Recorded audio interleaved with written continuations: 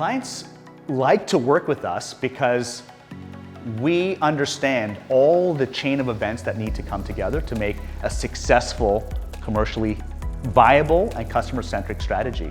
So strategy is not a piecemeal exercise. And I hate it when consultants come in and say, I have the magic silver bullet for you. That we know as practitioners that doesn't exist. It's a sequence of many things that need to come together.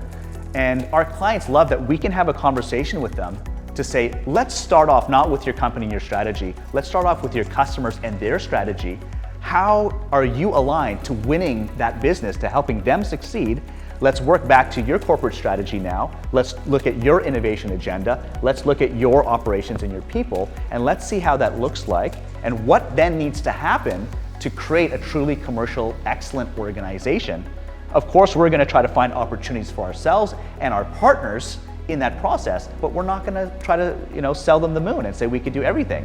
Yeah. However, we will know what needs to be done, and that's the expertise that you get working with us, and that's why clients like engaging with us. Yeah, and in order to deliver on that promise, that's exactly why we work with partners, because everybody has their set of expertise or set of preferences and domain knowledge and so on, and together we are a lot stronger than we are individually.